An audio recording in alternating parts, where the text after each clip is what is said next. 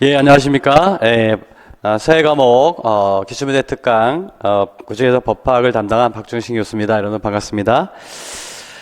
자, 먼저, 강의는 이런 방식으로 진행하도록 하겠습니다. 우리 기출문제를 검토하기 앞서서, 기출문제와 관련된 기본 이론을 간단하게 좀 살펴보고, 그 다음에 기출문제를 확인하는 방식으로 진행하도록 하겠습니다. 자, 그러면 여러분 첫 번째 문제가, 법과 도덕과 관련된 문제였는데요. 먼저 법과 도덕의 의의와 차이점을 좀 잠깐 살펴보고 진행하도록 하겠습니다.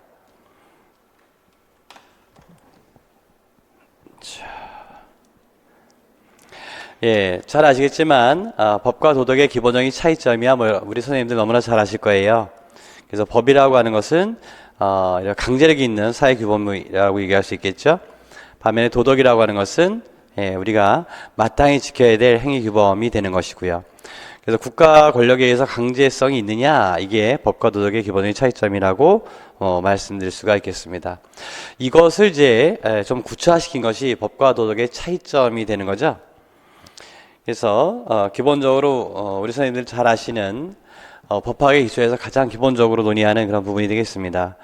그래서 자료에 보시는 것처럼 법은 결과를 중시하죠. 행위 그리고 결과. 반면에 도덕은 내면 즉 동기를 중시하고 아주 기본적인 것으로 우리 선생님들 잘 알고 계시는 내용이라 보여집니다. 그 다음에 법은 앞서 말씀드렸던 강제성이 있는 것이고 반면에 도덕은 강제성이 좀 없죠. 자율성을 중시하게 되는 것이고요. 그 다음에 법이라고 하는 것은 인간관계 즉 사회질서와 관련된 부분이기 때문에 일반적으로 이제 사회성이 강조된다고 본다면 도덕이라고 하는 것은 결국 개인의 내면의 문제이기 때문에 인간성을 중시하는 것이죠. 그래서 인격의 완성이라는 점에 주안점이 있게 됩니다. 그 다음에 법은 기본적으로 우리가 이제 뒤에 법률관계에 대해서 말씀드리도록 하겠습니다만은 법은 기본적으로 법률관계를 내용으로 하죠. 이 법률관계라고 하는 것은 권리와 의무 관계라고 볼 수 있겠습니다. 그래서 권리와 의무의 관계를 우리가 다시 말하면 법률관계라고 한다. 따라서 법에 의해서 규율되는 생활관계, 이른바 법률관계는 권리와 의무로 구성되어 있는 것이죠. 반면에 도덕이라고 하는 것은 권리라기보다는 뭐죠? 일방적으로 내가 지켜야 될 의무라고 봐야 되겠죠? 자, 그 다음에 법은 앞서 우리가 국가 권력에 의해서 강제력이 수반되는 규범이다 이렇게 말씀드렸는데 굉장히 조직적이죠. 법은 굉장히 조직적이고 체계적입니다. 그래서 국가기관에 의해서 효력이 뒷받침되는 그런 그 규범이 되죠. 반면에 이제 도덕이라고 하는 것은 법과 같은 정도의 조직력이 있는 뒷받침된 것은 아니죠. 일반적으로 사회 일반의 그 관념에 존재하는 것이기 때문에 비조직적이다. 상대적으로 그렇게 말씀드릴 수 있겠습니다. 이 문제는 2019년도에 출제했던 문제였는데요. 기출문제를 제가 잠깐 개략적으로 소개를 해놨어요. 네, 예시적으로 해놓은 건데 우리 선생님들 같이 문제 한번 보시게 되면 결국 단답형 문제로 물어봤던 거죠. 그 특징을 잘 알고 계십니까? 이렇게 물어봤던 그런 문제입니다. 사회에는 법, 도덕, 관습, 종교, 규범 등 다양한 규범이 있다. 이 중에 법과 도덕은 밀접한 관련이 있는데 양자의 구별을 강조하는 견해에 따르면 양자는 다음 몇 가지 점에서 구별된다. 법은 인간의 외적 행위에 관심을 두고 당연하죠. 그것을 규제 대상으로 삼는 규범이다. 물론 외적의 행위에 관심을 두고 있다고 하지만 그렇다고 해서 내면성을 무시하는 것은 절대 아닙니다. 그러니까 일반적으로 고의과 아시를 생각해 보게 되면 충분히 이해할 수 있죠. 반면에 이제 도덕은 이런 점에서 법은 기억을 가진다. 기억이라는 특성을 가진다는 거죠. 자, 이것만 가지고는 여러분 쉽게 이해하기 어려워요. 우리가 기본적으로 단답형 문제, 기술형 문제일 경우에는 말이죠. 대응하는 개념을 활용해서 정답을 찾아가시는 것이 좋은 방법이에요.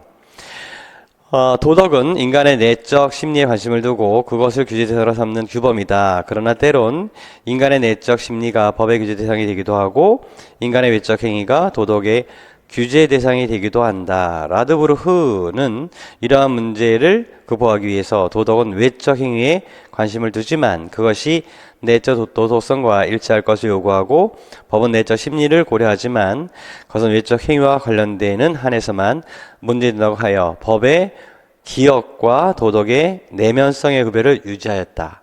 여기서 기억에 들어갈 결정적인 힌트가 나오죠. 바로 도덕의 내면성이라는 것이에요. 그럼 내면성과 상하는 개념을 생각해 보시면 됩니다. 자, 두 번째 문단 보시게 되면 법은 행위가 규범에 합치할 것을 요구한다. 이런 점에서 법은 니은을 요구한다. 이것만 가지고 우리가 모르겠어요. 반면 도덕은 규범에서 나온 의무감이 동기가 되어 한 행위가 규범과 일치할 것을 요구한다. 이런 점에서 도덕은 도덕성을 요구한다. 그래서 도덕에서 특징이 도덕성이라고 한다면 법의 특징이 뭐가 되겠느냐? 이런 문제가 되겠어요. 다시 말하면 법은 법을 준수하는 동기가 의무감에서 비롯된 것이든 제재의 두려움에서 비롯된 것이든 관계없이 당행위가 법에 합치하면 만족한다. 여기 결정의 힌트가 나왔네요. 그러나 도덕은 도덕에 합치하는 행위의 동기가 도덕을 준수해야 한다는 의무감에 비롯된 것이어야 한다. 이런 측면에서 칸트는 법은 무엇을 요구하지만 도덕은 도덕성을 요구한다고 하였다. 다시 한번 강조하고 있죠. 비교적 출제가 잘 된 문제라고 보여집니다. 이런 형도, 그러니까 출제 방법이 좋았다. 이런 생각이 들어요. 그래서 아마 우리 선생님들 그 사회 과목에서 그 빈칸채우기 문제, 이른바 기술형 문제의 경우 대응하는 개념을 잘 활용하시면 정답 찾는데 그렇게 어려움이 없을 거예요. 그래서 기억은 내면성에 상하는 개념이 되겠죠. 자, 그렇다면 뭐로 봐야 될까요? 외면성이 될 것이고, 반면에 니은에는 도덕성과 상하는 개념으로 봐야 되겠죠. 합법성이 되겠죠. 이런 차원에서 보시면은 뭐 어려움이 없을 것 같아요. 자, 그래서 1번 문제야 뭐 이렇게 어렵지 않게 우리가 해결할 수 있었어요. 자, 두 번째 문제는 그 법의 이념과 관련된 문제였어요. 라드부르의 그 법 이념에 관한 문제였는데, 우리가 법의 이념이라고 하는 것을 우리가 간단히 좀 살펴본다면, 법의 이념이라고 하는 것은 법이 존재하는 목적이다. 법은 일정 이념과 가치를 실현하기 위해 존재한다라고 제가 부연 설명해 놨는데, 법이 존재하는 이유가 분명히 있을 거란 말이죠. 법은 뒤에서 나옵니다만, 법은 그 자체가 뭐죠? 목적이 아니라 뭐죠? 법은 수단이라고요, 수단. 우리가 사회현실과 규범이란 개념으로 대응시켜 놓고 보게 되면 결국 사회현실 속에 있는 무엇을 실현하기 위해서 법이 존재하는 거란 말이죠. 그래서 그걸 우리가 법의 이념이라고 합니다. 그럼 법은 과연 어떤 이념을 실현하기 위한 존재인가? 무엇을 실현하기 위한 존재인가? 라는 거예요. 자, 물론 이것은 법이 추구하는 가치, 법을 통해서 실현한 이념, 이걸 말하는 거죠. 법은 일정한 이념과 가치를 실현하기 위해 존재한다는 점을 보시게 되면 법의 이념이 무엇일까? 이 점에 대해서 뭐 많은 견해가 있습니다만 가장 대표적인 견해가 구스타프 라드부르흐의 세 가지죠. 그래서 잘 아시겠지만 정의, 합목적성, 그리고 법적 안정성이에요. 물론 그는 그 중에서 법적 안정성을 가장 중요한 것으로 이해하게 됩니다. 생각해 보게 되면 이런 거예요. 우리가 그 자연 상태에서 말입니다. 분명히 자연 상태에 인간이 존재했는데 인간은 천부적인 인권을 갖고 태어나지 않았습니까? 물론 이제 사회과학에서 의지된 이론이긴 합니다만, 그런데 자연 상태에서 인간이 그 인권을 제대로 누릴 수 있었느냐? 물론 우리 선생님이 잘 아시겠지만 성선설적인 시각이든 성악설적인 시각이든 이런 인권이 제대로 실현되지 못했던 건 분명합니다. 그래서 우리는 뭘 만들어요? 국가라고 하는 정치적 이론체를 만들게 되죠. 물론 이제 이것도 역시 의지된 이론이긴 합니다만 그 사이에 등장하는 이론이 이른바 사회계약 이론 아니겠어요? 자, 그러면 이것을 제대로 실현하기 위해서 국가가 필요했다면 자, 그럼 우리가 기본적으로 이런 생각해 보세요. 자연 상태에서 인간이 인권에 대한 다툼이 발생했을 때 이 다툼을 해결할 만한 뭐예요? 심판관도 존재하지 않았고, 심판관도 존재하지 않았고, 그 다음에 이 다툼을 해결하는 기준도 존재하지 않았다고요. 그래서 이제 기본적으로 국가라고 하는 정책 이론 체계를 만들면서 이런 분쟁, 적어도 성선적인 시각에서 본다 하더라도 이러한 심판관과 기준의 존재는 필요했던 것이죠. 그 역할을 했던 것이 바로 뭐냐? 그게 바로 법이죠, 법. 법은 이 역할을 이제 수행하게 됩니다. 그래서 첫 번째 법의 그 정의를 실현해야 된다. 이건 뭐 당연한 겁니다. 그렇지만은 기본적으로 왜 법적 안정성을 중시했다라고 보냐면 이제 뒤에서 법적 안정성에 대한 말씀드리고 하겠습니다만 이 법이 없는 상태 그거보다 라드부르의 생각은 법이 없는 상태보다는 즉 무법 상태보다는 악법이 오히려 낫다 이런 생각을 하게 됩니다. 그것은 이제 이 자연 상태에서 물론 이제 이거는 달라지긴 하겠습니다만 사람에 따라 차이가 있는 것은 분명합니다만 이 자연 상태에서 법이 없는 상태에서 법적 분쟁이 발생했을 경우에 이를 해결할 만한 적당한 기관의 방법이 없기 때문에 그로 인한 혼란보다는 그래도 악법이지만 법이 있는 것이 낫지 않느냐 이런 주장까지 하게 되죠. 그게 라드부르흐 교수의 그 견해였어요. 자, 그럼 좀 자세히 좀 살펴본다면 이 정의라고 하는 개념 우리 선생님들 나름대로 정의가 뭔지 나름대로 개념을 정의하고 계십니까?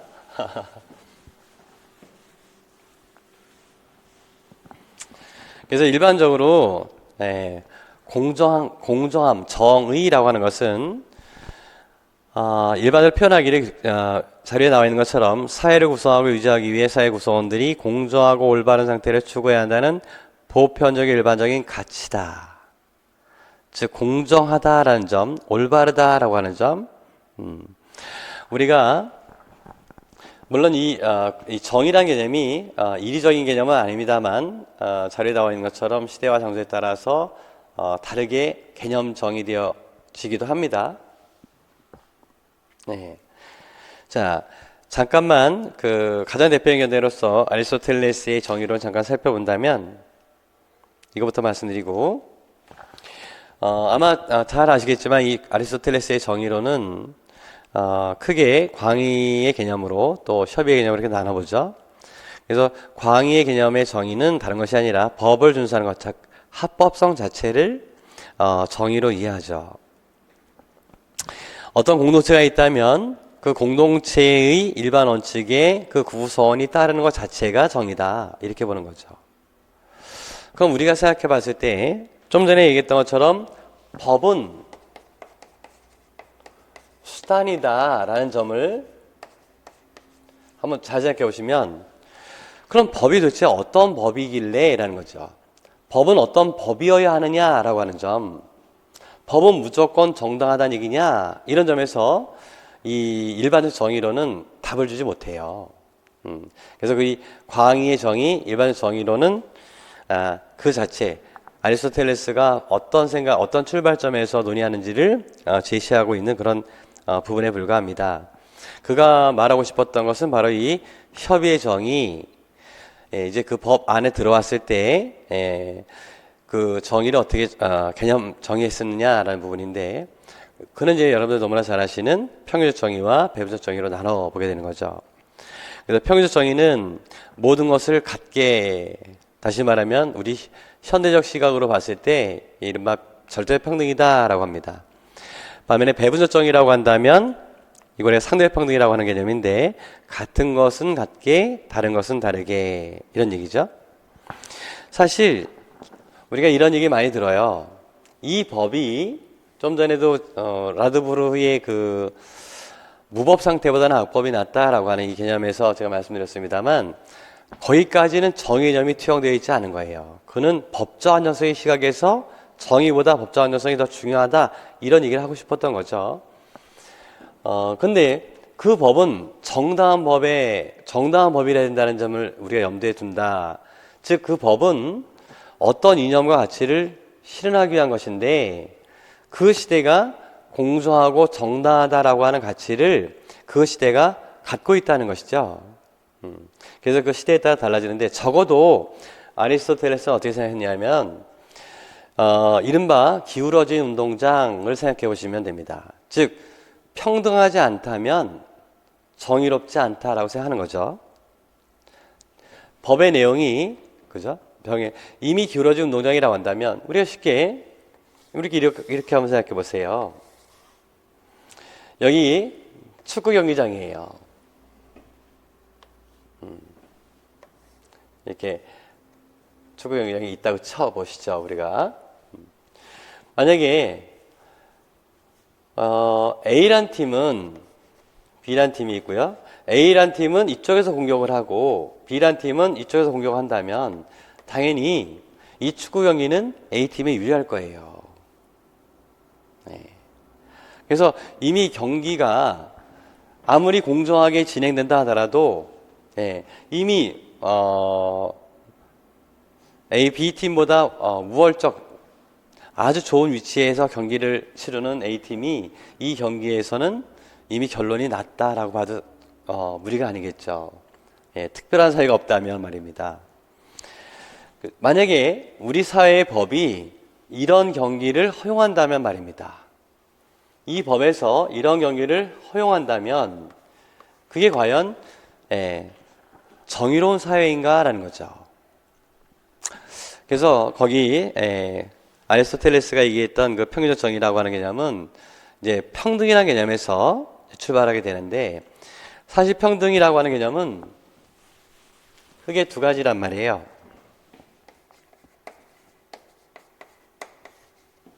그게 절대적 평등이고 상대적 평등일 것입니다. 평등은 다른 것과 달라서 차별의 금지를 내용으로 합니다. 차별의 금지. 이 평등이라는 것은 차별을 금지하는 건데, 절대적 평등이라고 하는 것은 절대 차별하면 안 된다. 그렇기 때문에 어떻게 했다는 얘기죠? 모든 것을 같게 취급해야 된다. 반면에 상대적 평등이라고 하는 것은 이 차별의 금지가 상대적이라는 얘기예요. 따라서 합리적 이유가 있다면 차별이 허용된다라는 뜻이 됩니다. 그래서 같은 것이 있다면 같게 취급하고 다른 것이 있다면 다르게 취급하는 것은 기본적으로 합리적 이유가 있지 않느냐라는 거예요. 이게 이제 절대평등과 상대평등의 차이점이 됩니다. 여기에 포함되어 있는 이 기본적인 개념은 합리적 차별은 허용하겠어 라는 뜻이에요. 자, 우리가 평등 개념은 차별의 금지라고 제가 말씀드렸는데, 차별의 금지를 논의하려면 당연히 비교 집단이 있어야 돼요. 비교 집단이 있어야만 차별이 있는지 차별이 없는지를 우리가 알게 됩니다. 그럼 비교 집단이라고 한다면 같거나 아니면 다를 거예요. A, B 이건데 A와 B라는 두 개의 비교 집단이 있을 때 A와 B라는 두 개의 비교 집단이 같을 수도 있을 거고 다른 집단일 수도 있을 것입니다. 그러면 여기에 대해서 같은 집단이라고 한다면 어떻게 처우할 것이냐, 다른 집단이라고 한다면 어떻게 처우할 것이냐 이건데, 절대적 평등은 같거나 다르거나 다 같게 취급해야 된다는 거죠. 네, 이렇게. 반면에 상대적 평등이라고 한다면 같은 것은 같게 다른 것은 다르게 취급해야 된다는 얘기죠. 그래서 결과적으로 모든 것을 같게 취급해야 되느냐, 같은 것만 같게 다른 것은 다르게 취급해야 될 것이냐, 이런 문제가 나오게 됩니다. 이게 구체적으로 예를 들어 설명해 드리게 되면 아주 여러분들 쉽게 이해하실 수가 있게 돼요. 실제로 우리 사회에서 지금부터 한 10여 년 전에 있었던 무상급식의 전면적 무상급식이냐 아니면 선별적 무상급식이냐, 일반적 복지냐 아니면 선별적 복지냐라고 하는 개념으로 우리 사회도 여전히 살아남아 있는 그런 논의입니다. 생각해 보시게 되면 만약에 전교생이 어떤 반에 학생이 있는데 A라는 학생과 B라는 학생이 있어요. A라는 학생은 비교적 유복한 집에서 다니는 학생이고 반면에 B라는 학생은 그렇지 못하다. 자, 그러면 급식을 해주는데요. A와 B가 같은 반 학생이라는 이유만으로 A와 B가 경제력의 차이가 있는지 그 부모의 경제력 차이가 있는지 여부를 불문하고 모두 똑같이 대우해 준다고 한다면은 절대 평등을 강조하는 거예요.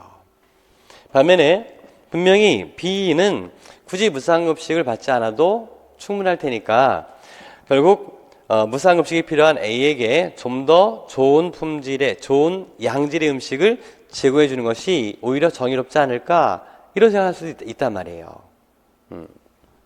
여전히 이 아리스토텔레스의 이 정의론은 지금 우리 사회에서도 벌써 2000년이 훌쩍 지나간 현대사회에서도 여전히 남아있는 그런 과제이기도 합니다. 자, 이거에 대한 정답은 없어요. 그 시대를 이끌어가는 사회 구성원들이 어떤 가치에 중점을 두느냐에 있는 거죠. 자, 제가 드리고 싶은 말씀은 이 개념이 아니라 정의라고 하는 것이 뭐냐라는 하는 부분에서 그걸 이리저리 이야기하기는 참 어렵다는 것입니다. 결국 그 사회가 정당하다라고 생각하는 법은 정당한 법에 지배해야 되는 것이지 정의롭지 않은 법이 법이라는 이름으로 또 다른 강요라는 것은 제도적으로 뒷받침되는 국가 공권력에 의해서 또 다른 억울함을 양산하는 것에 불과합니다. 그렇지 않겠어요? 그래서 이 정의라는 개념은 여러분들 한마디로 정의하기 참 어렵다. 그 시대와 사회에 따라서 달라진다. 비록 우리가 아리스토텔레스의 정의론을 좀 살펴보긴 했습니다만 이것이 절대적일 수는 없는 거다라는 거예요. 우리 선생님들 다시 한번 생각해 보시고, 그러니까 우리 선생님들 또 우리 선생님들이 가르치는 아이들이 결국 우리 사회의 주역이 될 거 아니에요. 그래서 여러분들 우리 선생님들께서 어떠한 가치관으로 학생들을 지도해 주실 것인가, 거기에 따라서 대한민국의 미래가 결정될 것입니다. 왜냐하면 그런 가치가 결국은 제도화 될 것이고 그 제도가 결국 보편적으로 그 정당성을 인정받는 그런 규범이기를 이 시간을 통해서 우리 선생님들께 바라봅니다. 자, 두 번째로 한 목적성이다라고 했는데 이건 뭐냐면 자, 법은 정의라고 하는 것은 결과적으로 법의 내용이 뭐죠? 법의 내용이 정당해야 된다는 거예요. 법의 내용이 정당해야 된다. 법의 내용의 정당성 문제예요. 그런데 이리저리 얘기할 수는 없다. 그 다음에 두 번째, 한 목적성이다라고 했는데 이건 다른 뜻이 아닙니다. 목적에 부합해야 된다라는 뜻이에요. 즉 법은 목적을 갖고 있는데 법의 입법 목적이 있다고요. 법은 그 나름대로의 입법 목적을 두고 제정되거나 개정되는 거라고요. 그럼 그 목적을 위해서 적합한 수단이어야 된다는 뜻이에요. 한 목적성이란 말은 목적에 부합해야 된다. 즉 입법 목적에 부합하는 내용이라야 되겠다 이런 얘기입니다. 법은 일단은 그 내용적으로 그 시대가 갖고 있는 정의 관념에 일치해야 된다라고 했다면 이 한목적성은 법이 제정한 입법 목적에 부합하는 내용이 되겠다라는 거예요. 그러면 그 입법 목적은 무엇일까가 나오는데 이 점에 대해서 라드브르는 세 가지를 얘기하죠. 즉 개인주의 사회냐, 단체주의 사회냐, 문화주의 사회냐에 따라서 약간 다른 건데 개인주의를 강조한다면 개인의 자유를 보장하는 것이 입법 목적이다. 자유를 보호하기 위한 방법으로 이해할 거예요. 반면에 민족이나 국가의 유지 발전, 즉 그 정책 이론체 또는 민족 이런 것들을 강조하는 거죠. 그래서 국가의 유지 발전, 국가의 안전성, 안녕 질서 이런 것들을 강조하는 그런 시각이 바로 단체주의적 이념이 될 것 같습니다. 그 외에도 인간이 만든 문화, 다시 말하면 우리의 문화라고 하는 개념은 문화적인 가치, 어떤 특정 우리가 실제로 만드는 어떤 문화예술품 이런 개념이 아니라 우리가 살아가는 양식이죠. 생활 방식, 그 생활 방식을 하나의 입법 목적으로 이해하게 되는 것이죠. 우리의 삶의 양식, 우리 인간이 살아가는 방식 이 자체를 하나의 목적으로 이해해서 그런 문화주의적 이념을 실현하기 위한 수단으로서 법이 존재한다 이렇게 이해하게 되는 것입니다. 자, 그런 내용이 되겠고요. 그렇지만 현대사회에서 어떻게 개인의 자유만을 최우선적 과제로 삼을 수 있겠는가? 국가의 안전보장, 우리가 목도하고 있는 바와 마찬가지로 지금도 전쟁 중에 있는 나라가 있지 않습니까? 그런 나라 사람들의 자유가 국가의 안전보장이 확보되지 않은 상태에서 누릴 수 있는가? 누릴 수 없는 걸 우리 선생님 너무나 잘 알고 계시지 않습니까? 자, 그래서 이 목적이라고 하는 것은, 법의 입법 목적이라고 하는 것은 어떤 하나의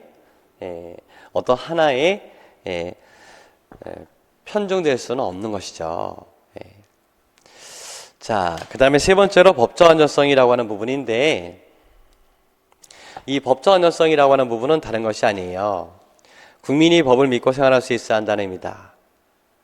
사실은 여기 아주 굉장히 다양한 의미를 갖고 있어요. 법적 안전성이라는 개념은. 우리가 앞서 자연 상태에서 인간이 법적 어떤 분쟁이, 다툼이 발생했을 때 그 분쟁을 해결할 만한 적당한 심판관이나 아니면 기준이 없더라.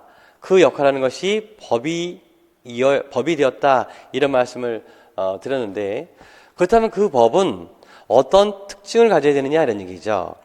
물론 앞서 얘기했던 것처럼 정의로워야 되겠다. 그 시대적 이념에, 시대적 가치에 시대가 느끼고 있는 공정성에 일치해야 되겠다라고 하는 개념이 정의라고 했다면, 그 법이, 개개의 법을 만든 입법 목적에 부합해야 된다라고 하는 특징이 한 목적성이라고 했다면, 법적 안전성은 뭐냐? 결국 그 법이 그런 내용들의 법으로 구성됐다 하더라도 순식간에 바뀌거나 그런 법적 신뢰를 순식간에 주거나 이래서는 안 된다는 얘기죠. 법적 안전성이라는 말은 그런 의미를 갖고 있어요. 그래서 그 법은 기본적으로 명확해야 되고 쉽게 변경되지 않아야 되겠고, 또 그 법적 내용이, 법의 내용이, 규율 내용이 실현 가능해야 되겠고, 그 다음에 국민의 법의식과 부합해야 되겠다. 법적 마인드와 일치해야 되겠다. 이런 얘기죠. 그 당시의 법적 감성. 우리 사실 이런 얘기 하지 않습니까? 어떤 거냐면, 미성년자 성폭행범에 대한 형량이 지나치게 낮은 거 아닙니까? 만약에 그런 개념이 우리 사회의 보편적인 생각이라고 한다면, 그럼 그 법은 잘못된 거예요. 분명히 잘못된 거죠. 그래서 이런 것들을 법적 안전성이라고 하는데, 물론 이것만 있는 건 아니에요. 이것만 있는 건 아니지만 일반적으로 이 법적 안전성 요청으로 이렇게 네 가지를 들게 됩니다. 그래서 일단 법이 명확해야 되겠다. 그 다음에 쉽게 바뀌어서는 안 되겠다. 근데 우리 사회 현실이 고정되어 있는 것이 아닌 이상은 언제든지 법은요 새롭게 만들어질 수 있고 새롭게 개정될 수 있는 거죠. 그로부터 야기되는 신뢰보호라는 문제도 또다시 문제가 됩니다.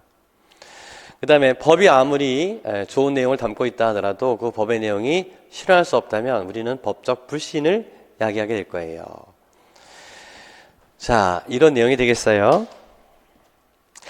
자, 그래서 앞서도 라드부르흐가 법적 안전성을 가장 중시했다라고 했지만 그가 생각했던 것은 다른 점이 아니라 법적 공백이라는 점을 오히려 악법보다는 더 두려워했다. 그런 시각이라고 볼 수 있겠습니다. 그렇지만 이 세 가지가 결과적으로는 따로따로 돌아다녀서는 안 되겠죠.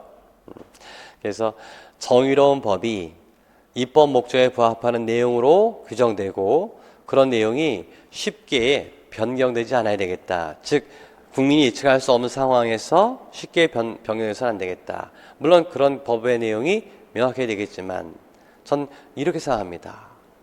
그것이 법이 존재하는 이유가 아닐까. 앞서 얘기했던 것처럼 정의롭지 않은 법이 즉 악법이 법적 공백 상태보다 더 나은 것이다 라는 주장을 저는 하기 참 어려운 것 같아요. 왜냐하면 앞서 잠깐 언급해드렸던 것처럼 이 법이라고 하는 것은 국가 공권력에 의해서 뒷받침되는 것이니까요. 또 다른 폭력이다. 근데 이건 거부할 수 없는 폭력이지 않습니까? 물론 이제 우리는 정의로운 법의 지배를 예언하기 때문에 이러한 악법이 숨 쉴 수 없도록 무효화시킬 수 있는 제도를 우리가 두고 있잖아요. 우리 선생님들 이미 공부하셨던 것처럼 그것이 헌법재판론이 헌법재판제도가 되겠습니다. 자, 이제 두 번째 문제를 잠깐 볼까요? 독일의 법철학자 라드부르흐가 말한 3대 법 이념 중에서 과에 담긴 가치와 가장 가까운 법 이념과 나의 내용을 이론적으로 정당화하는 가장 직접적인 거가 될 수 있는 법 이념을 쓰시오. 이건 2007년도에 출제했던 문제였어요. 모든 국민은 법 앞에 평등하다. 평등 나왔죠. 누구든지 성별, 종교, 사회적 신분에 의하여 정치, 경제, 사회, 문화적 생활의 모든 영역에서 차별하지 아니한다. 이건 헌법 11조 1항입니다. 자, 평등 개념이라고 한다면 가장 가까운 이념은 뭘까요? 정의죠, 정의. 이건 당연히 정의가 되겠습니다. 두 번째로 국민의 모든 자유와 권리는 국가안전보장, 질서유지, 공공의를 위하여 필요한 경우에 하나여 법률로서 제한할 수 있다. 요거는 우리 헌법 37조 제2항 전문이 됩니다. 그럼 이것은 뭐죠? 자유와 국민의 모든 자유와 권리는 국가안전보장, 질서유지, 공공의를 위해서 법률로서 제한할 수 있다 이거거든요. 그럼 그 법률은 일정한 목적을 갖고 있는 것이죠. 이건 한목적성으로 말씀드릴 수 있을 것 같습니다.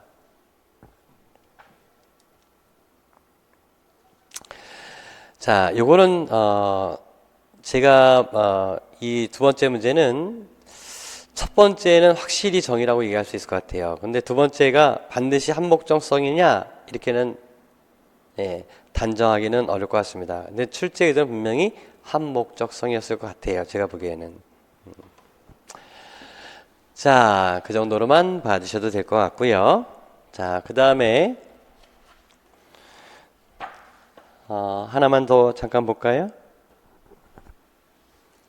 법의 분류 문제가 나오니까 여기서 잠깐만 쉬었다가 보도록 하겠습니다.